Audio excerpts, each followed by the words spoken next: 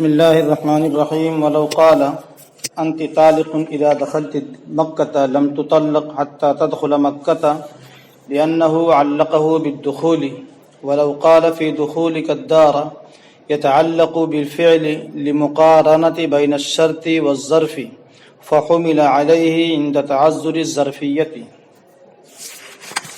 یہ عبارت تھوڑی سی ہوئی تھی. ولو قال اگر شوہر نے کہا تمہیں طلاق ہے اذا دخلت مکہ جب تم مکہ میں داخل ہو، مطلقہ نہیں ہوگی یہاں تک کہ وہ مکہ میں داخل ہو جائے، اس لیے کہ اس نے اس کو دخول کے ساتھ معلق کیا ہے، طلاق کو مکہ میں دخول کے ساتھ معلق کیا ہے. تو گویا کہ کہا ہے ان دخلت مکہ فانت طالق، تو جب تک وہ مکہ میں داخل نہیں ہوگی اس وقت تک اس کو طلاق نہیں پڑے گی.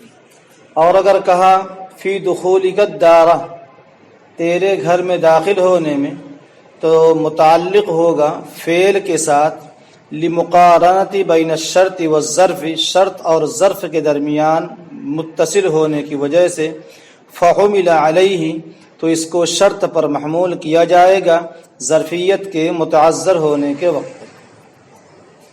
شوہر نے جو کہا ہے فی دخولک الدار، تو فی دخولک الدار کہنے میں اس عبارت میں دو باتیں ہیں. فی دخول کو ظرفیت، فی کے دخول کو ظرف قرار دیں، مطلب ہو کہ طلاق داخل ہونے کے اندر ہے، لیکن یہ معنی لینا ممکن نہیں ہے کیونکہ داخل ہونا طلاق کا ظرف نہیں بن سکتا.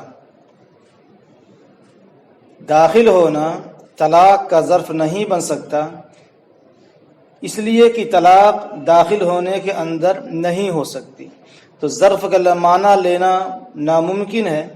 اور دوسری شکل یہ ہے کہ فی دخولک الدار کو، یہ داخل ہونا ایک فعل ہے، اس کو فعل پر معلق کیا جائے، اور یہاں اس معنی کا اعتبار کرنا ممکن ہے. گویا کہ اس نے کہا ہے انت طالق ان دخلت الدار، تو لہذا اس لفظ کو اذا دخلت فی دخولک الدار کو محمول کیا جائے گا شرط کے معنی پر، اور گھر میں داخل ہوگی تو اس کو طلاق پڑے گی ورنہ طلاق نہیں ہوگی. ولو قال انت طالق غدا وقع عليها الطلاق بطلوع الفجر لأنه وصفها بالطلاق في جميع الغد وذلك بوقوعه في أول جزء منه ولو نوى به آخر النهار صدق ديانة لا قضاء لأنه نوى التخصيص في العموم وهو يحتمل وكان مخالفا للظاهر. شوہر نے بیوی سے کہا تم کو طلاق ہے کل آئندہ غدن، وقع علیہ الطلاق، اس کو طلاق واقع ہو جائے گی طلوع فجر ہی میں، جیسے صبح صادق طلوع ہوئی، تہجد کا وقت ختم ہوا، جس وقت سے روزے کی نیت روزہ شروع ہوتا ہے اس وقت ہی بیوی کو طلاق پڑ جائے گی، اس لیے کہ اس نے اس کو طلاق کے ساتھ معلق کیا ہے، طلاق کے ساتھ متصف کیا ہے فی جمیع الغد، پورے غد میں، یعنی کل کا پورا دن وہ مطلقہ ہونا چاہیے. وذالک، اور یہ بوقوعہ، طلاق کے واقع ہونے سے، فی اول جزء منہ، اس کے پہلے جز میں ہوگا. جب صبح صادق میں طلاق واقع ہوگی جبھی جا کر وہ پورے کل میں مطلقہ بن سکتی ہے. ولو نوى به آخر النہار، اور اگر کہتا ہے کہ انت طالق غدن سے میں نے کل دن کے آخر عصر کا وقت مراد لیا تھا، تو عصر کا وقت کی تصدیق کر دی جائے گی دیانتاً بینہ و بین اللہ. اور اگر اس سے نیت کرتا ہے دن کے اخیر کی تو تصدیق کی جائے گی دیانتاً لا قضاءً، قاضی کے ہاں جائیں گے تو قاضی تو ظاہر پر فیصلہ کرے گا کہ غدن کا اطلاق بغیر فی کے ہے، تو ایسی صورت میں طلوع صبح صادق سے لے کر کے غروب آفتاب تک پورا مطلقہ ہوگی. یہ اسی وقت ہوگا جب کہ طلوع فجر میں طلاق واقع کر دی جائے. قضاءً تصدیق نہیں. اگر کہتا ہے کہ میں نے اس جملے سے دن کے اخیر میں طلاق کو واقع کرنے کی نیت کی ہے تو اس کی بات مانی جائے گی. لأنہ نوى تخصیص، اس لیے کہ اس نے عموم میں تخصیص کا ارادہ کیا ہے، تخصیص کی نیت کی ہے اور وہ اس کا احتمال ہے، البتہ یہ بات ظاہر کے خلاف ہے۔ عموم طلوع صبح صادق سے لے کر غروب آفتاب تک، لیکن اس میں خاص کر رہا کہ میں نے اس وقت کی نیت کی ہے تو کہنے والے کی بات کا اعتبار کر لیا جائے گا، لیکن یہ بات ظاہر کے خلاف ہے۔ وَلَوْ قَالَ، اور اگر کہا أَنْتِ طَالِقٌ الْيَوْمَ غَدًا أو غدا اليوم فإنه يؤخذ بأول الوقتين الذي تفوقه به فيقع في الأول في اليوم وفي الثاني في الغد، لأنه لما قال اليوم كان تنجيزا والمنجز لا يحتمل الإضافة، ولو قال غدا كان إضافة والمضاف لا يتنجز لما فيه من إبطال الإضافة فلغ اللفظ الثاني في الفصلين۔ طلاق دینے والا نے کہا انت طالق اليوم غدا، تم کو طلاق ہے آج اور کل، جملہ سے سنیے گا، اليوم غدا آج اور کل، یا کہا تم کو طلاق ہے غدن اليوم کل آئندہ آج، تو فإنہ پر اس میں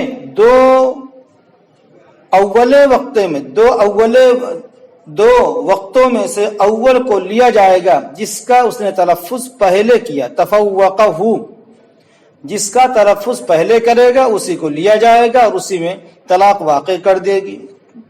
فیقع فی الاول، پس پہلی شکل میں الیوم غدن میں واقع ہوگا پہلے میں، فی الیوم یوم کی شکل میں یعنی آج ہی طلاق واقع ہو جائے گی، اور دوسرے میں غد میں طلاق واقع ہوگا۔ الیوم غدن، الیوم یعنی آج طلاق واقع ہوگا، غدن الیوم کہا ہے تو آج طلاق واقع نہیں ہوگا بلکہ کل طلاق واقع ہوگی۔ وفی الثانی فی الغد، وجہ اس لیے کہ جب اس نے کہا الیوم تو یہ تنجیز ہے، فوراً طلاق واقع کرتا ہے، والمنجز، اور تنجیز اضافت کا احتمال نہیں رکھتی ہے، کسی دوسری طرف نسبت یا منسوب کرنا یا معلق کرنا کہ آج طلاق نہیں بلکہ کل۔ تنجیز کا حاصل یہ ہے طلاق فوراً پڑ جائے، اور اگر کہا غدن تو یہ اضافت ہوگی، اور اضافت لا تنجز، فرماتے ہیں اضافت میں تنجیز نہیں ہوتی ہے، اس لیے کہ تنجیز میں اضافت کا باطل حاصل یہ ہے یا تو اضافت رہے گی یا تو تنجیز رہے گی، یا تو فوراً طلاق واقع ہوگی یا تو کل کے آنے پر طلاق واقع ہوگی، دونوں چیزیں ایک ساتھ جمع نہیں ہو سکتی ہے۔ اگر اضافت ہے تو تنجیز نہیں، تنظیف ہے تو اضافت نہیں۔ تو اب فلغ اللفظ الثانی فی الفصلین، دوسرا لفظ لغو ہو جائے گا دونوں فصلوں میں، الیوم غدن میں غدن لغو ہو جائے گا اور غدن الیوم میں الیوم لغو ہو جائے گا۔ ولو قال انت طالق فی غد وقال نویت آخر النہار دین فی القضاء عند ابی حنیفة وقال لا يدين في القضاء خاصة لأنه وصفها بالطلاق في جميع الغد فصار بمنزلة قوله غدا على ما بينا، ولهذا يقع في أول جزء منه عند عدم النية، وهذا لأن حذف في وإثباته سواء لأنه ظرف في الحالين۔ یہاں تھوڑی سی بحث ہے، صورت مسئلہ یہ ہے، شوہر نے کہا تم کو طلاق ہے فی غدن، فی کے لفظ کے ساتھ غد کا استعمال کیا، کل آئندہ میں، اور طلاق دینے والا کہتا ہے نویت آخر النہار، میں نے فی غدن سے دن کے اخیر کی نیت کی ہے، یعنی عصر کہیے، 4 بجے کہیے، عصر کے پہلے کہیے۔ امام ابو حنیفہ رحمۃ اللہ علیہ کے نزدیک قضاءً تصدیق کی جائے گی، دین فی القضاء، قضاءً اس کی تصدیق، قاضی کے ہاں جائے گا اور معاملہ ہوگا تو قاضی بھی تصدیق کرنی پڑے گی اس کی نیت کی۔ امام صاحبان فرماتے ہیں قضاءً خاص طور سے تصدیق نہیں کی جائے گی، بین سطور میں لکھنا نہ قضاءً تصدیق ہوگی نہ دیانتاً تصدیق ہوگی۔ دلیل سنیے، لِأَنَّهُ وَصَفَهَا بِالطَّلَاقِ فِي جَمِيعِ الْغَدْ، صاحبین کی دلیل کیا ہے؟ فی کہنے سے کسی جز کا اعتبار نہیں، اس لیے کہ اس نے عورت کو طلاق کے ساتھ متصف کیا پورے غد میں، پورے کل میں طلاق ہو، اور پورے کلمے جب طلاق ہو رہی ہے تو فی غد کہہ کر کے کسی جز کی نیت کرنا صحیح نہیں ہوگا، لأنه وصفها بالطلاق في جميع الغد فصار بمنزلة قوله غدا على ما بيناه. بس یہ ایسا ہو گیا جیسے اس نے کہا انت طالق غدن، تو غدن میں جیسے قضاءً تصدیق نہیں ہے، گرچہ دیاتاً تصدیق مان لی جائے، لفظ احتمال رکھتا ہے، لیکن صحیح بات یہ ہے کہ فی غد اور غد دونوں ایک ہی جملہ، ایک ہی حیثیت رکھتے ہیں. امام صاحبین کا کہنا ہے کہ دن کے کسی جز کی نیت کرنا صحیح نہیں ہوگا. اسی لیے صاحبین کہتے ہیں کہ اگر کہا انت طالق فی غد، اگر کہا ہے اخیر دن کی نیت کرتا ہے تو اس کا اعتبار نہیں کیا جائے گا، اور یہ ایسے ہوگا جیسے کہ انت طالق غدن. اور اگلی دلیل بتا رہے ہیں وَلِهَذَا يَقَعُ، اسی لیے طلاق واقع ہو جاتی ہے فی اول جزء منہ، اس کے شروع جز میں، نیت کے نہ ہونے کے وقت. اگر انت طالق فی غد کہتا ہے تو نیت کچھ بھی نہ ہو تو وہیں سے طلاق واقع ہو جائے گی، شروع ہی سے. اور یہ اس لیے کہ فی کا حذف کرنا اور اس کو ثابت رکھنا برابر ہے، لأنه ظرف فی الحالین، اس لیے کہ دونوں شکلوں میں وہ ظرف بنے گا. فی آ گیا، ارے فی ہے، غدن ظرف ہے، فی ہو تو بھی، فی نہ ہو تو بھی. اس لیے نیت کرنا کسی مخصوص جز کی صحیح نہیں ہے. امام ابو حنیفہ رحمۃ اللہ علیہ کی دلیل عبارت دیکھیے، ولی ابی حنیفہ انہ نوى حقیقت کلامہ لأن کلمۃ فی للظرف والظرفیۃ لا تقتضی الاستیعاب وتعین الجزء الاول ضرورۃ عدم المزاحم، فإذا عین آخر النہار كان التعین القصدی اولی بالاعتبار من الضروری بخلاف قوله غدا لأنه يقتضي الاستيعاب حيث وصفها بهذه الصفة مضافا إلى جميع الغد نظيره إذا قال والله لأصومن عمري، ونظير الأول والله لأصومن في عمري وعلى هذا الدهر وفي الدهر. امام ابو حنیفہ رحمۃ اللہ علیہ فرماتے ہیں انت طالق فی غدن کہہ کر کے اگر نیت کرتا ہے میں دن کے کسی بھی جز میں، اس جز میں میری نیت طلاق دینے کی ہے تو تصدیق کی جائے گی. دلیل کیا ہے؟ اس شخص نے نیت کیا ہے اپنے کلام کی حقیقت کلام ہی، کلام کی حقیقت کا نیت کیا ہے، اس لیے کہ کلمہ فی ظرف کے لیے ہے، والظرفیۃ لا تقتضی الاستیعاب، اور ظرفیت استیعاب کا تقاضا نہیں کرتی. کلمہ فی یہ ظرف کے لیے ہے، ظرفیت استیعاب کا تقاضا نہیں کرتی، پورا دن نہیں بلکہ کسی بھی جز. کل میں تو کہا کل میں آؤں گا، کل تو کل میں آنے کا مطلب یہ کہ طلوع صبح صادق میں آ جاؤں گا، ارے دوپہر کو آئے تو بھی کل، ظہر میں آئے تو بھی کل، عصر میں آئے تو بھی کل، وقفے میں آئے تو بھی کل. اچھا، تعین الجزء الاول، پہلے جز کا متعین کرنا مجبوراً ہوتا ہے مزاحم نہ ہونے کے وقت. اگر کچھ نہیں نیت کیا ہے، آپ نے کہا نا فی غدن میں شروع کچھ نیت نہ کرے تو جزو اول، ہم کہتے ہیں وہاں مجبوراً ہم نے جزو اول کو مراد لیا ہے، اس لیے اس کا کوئی مزاحم نہیں، کوئی مقابل نہیں ہے.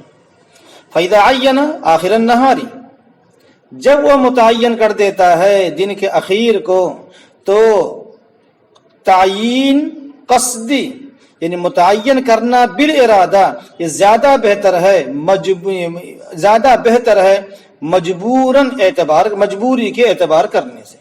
ایک یہ ہے مجبوراً ہم نے اعتبار کیا جزء اول کا، کوئی مزاحم نہیں تھا تو، اور جب مزاحم آ گیا ہے تو ایسی صورت سے اس نے ارادہ کیا، اس کا ارادہ کرنا کسی جز کا یہ زیادہ بہتر ہے مجبوری والے ارادے سے.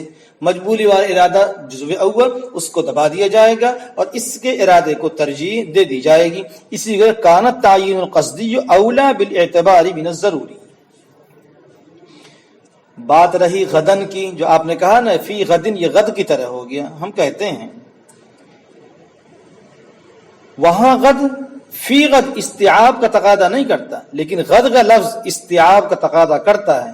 حیث وصفها بهذه الصفة، اس حیثیت سے اس کو متصف کیا ہے اس صفت کے ساتھ منسوب کرتے ہوئے فی الی جمیع الغد، پورے غد کی طرف منسوب کرتے متصف کیا ہے، لہذا وہاں بھی ہم وسعت پیدا کرتے ہوئے کہتے ہیں کہ اگر اس نے ارادہ کر لیا کسی جز کا تو بھی ہم اعتبار کریں گے، ورنہ طلاق واقع ہوگی ظاہر کے اعتبار سے جزو اول یعنی طلوع فجر کے وقت۔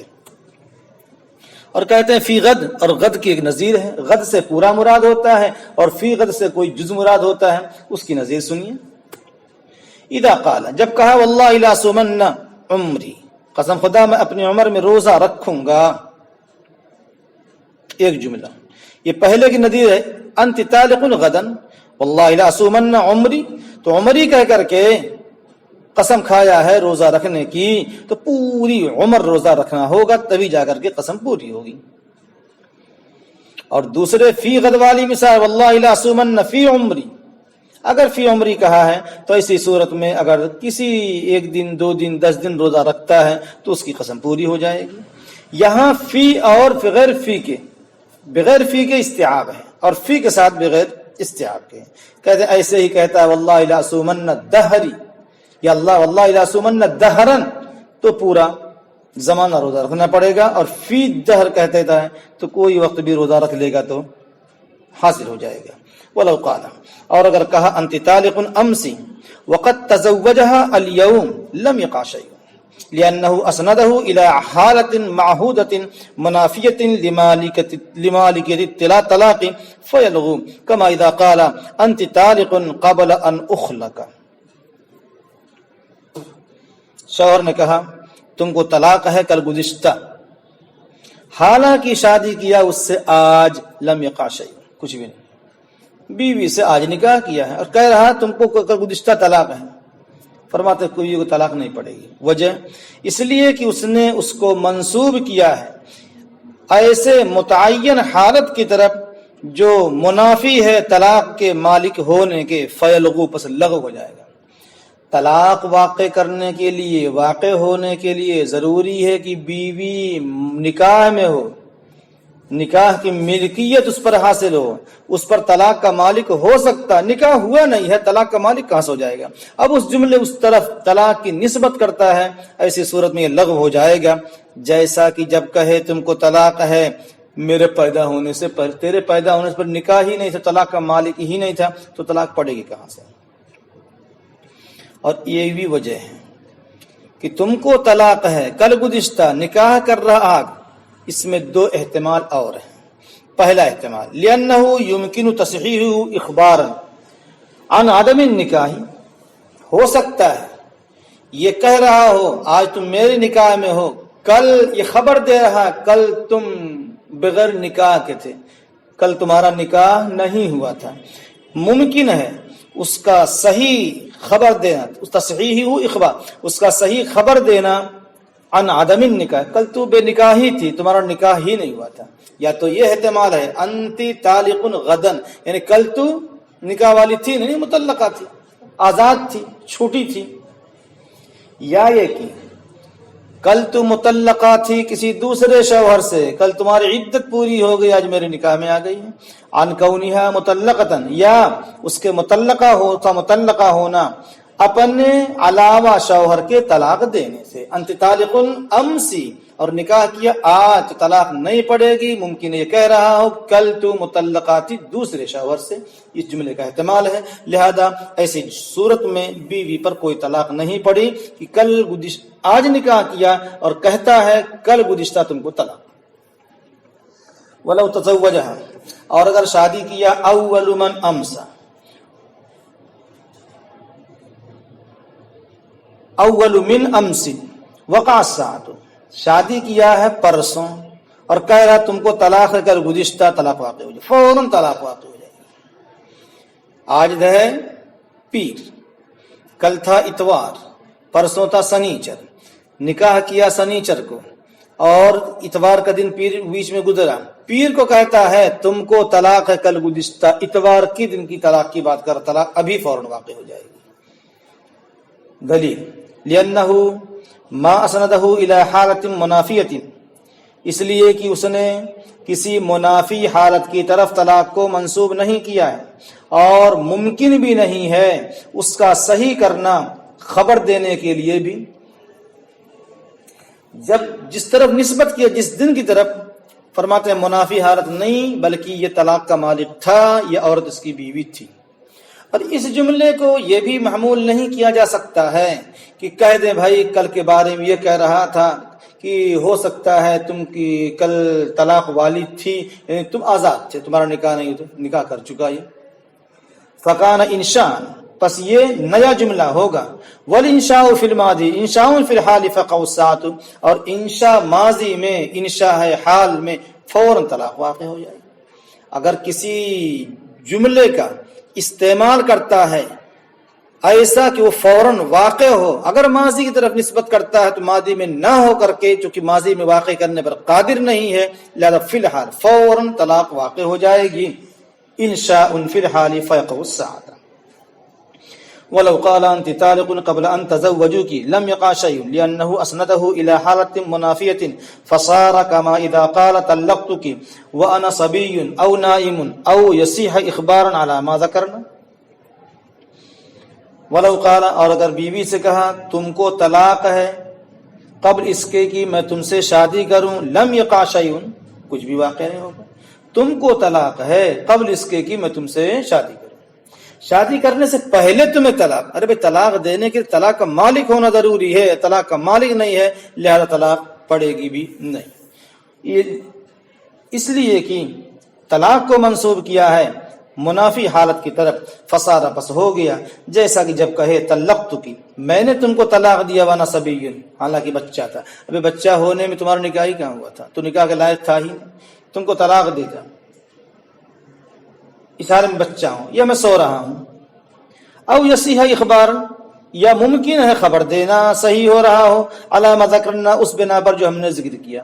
پیچھے کہا نا کہ انت طالق قبل ان تزوجکی, تو میری شادی سے پہلے ہو سکتا تم دوسرے کی مطلقہ رہی ہو, ایسا ممکن ہے لہذا طلاق پڑے گی نہیں. ولو قال انت طالق ما لم اطلقکی او متى لم اطلقکی او متى ما لم اطلقکی وسکتت طلقت لأنه أضاف الطلاق إلى زمان خال عن التطليق وقد وجد حيث سكت, وهذا لأن كلمة متى ومتى ما صريح في الوقت لأنهما من ظروف الزمان, كذلك كذا كلمة ما للوقت. قال الله تعالى ما دمت حيا أي وقت الحياة. شوہر نے بیوی سے کہا تم کو طلاق ہے, ما لم متعلق کی ایک جملہ ہے, جب تک میں تم کو طلاق نہ دوں. متا لم متعلق, وہاں ما کی جگہ متا بڑھا دیا, متا لم متعلق کی ایک جملہ یہ ہو گیا. دوسرا جملہ ہے متا ما لم متعلق کی, یہاں متا بھی ہے, متا بھی اور ما بھی ہے. فرماتے اس جملہ کے کہنے کے بعد خاموش رہا. انت طالق ما لم اطلق کی, خاموش ہو گیا, طلاق پڑ جائے گی. کیوں؟ تم کو طلاق ہے جب تک میں تم کو طلاق نہ دوں. تو جب تک طلاق نہ دوں تو طلاق کو منسوب کیا ہے ایسے وقت کی طرف جو طلاق سے خالی ہے. صاحب ہدایت وہی بات کہہ رہے ہیں, اور اس وقت اس کی خاموشی پائے گی. انت طالق ما لم اطلق کی, جب تک تم کو طلاق نہ, چپ رہا. اب ایسا زمانہ پایا گیا جس میں خاموش ہے وہ طلاق پڑ جائے گی. لأنه اضاف الطلاق, اس لیے کہ اس نے منسوب کیا طلاق کو الى زمان, ایسے زمانے کی طرف جو تطلیق طلاق دینے سے خالی ہے. وقد وجد, اور وہ زمانہ پایا گیا ہے, حیث سکت, جس وقت وہ خاموش رہا. اور یہ اس لیے کہ کلمہ متا اور متا ما یہ وقت میں صریح ہے, وقت کے معنی میں صراحتاً استعمال ہوتے ہیں. متا کا لفظ, متا ما کا لفظ, یہ وقت کا معنی. متا الساعۃ, قیامت کب ہوگی. متا جیتا, تو کب آیا. متا تجیء, تو کب آئے گا. وقت میں صریح ہے. لأنہما من ظروف الزمان, اس لیے کہ وہ دونوں متا اور متا ما یہ ظروف زمان میں سے ہیں.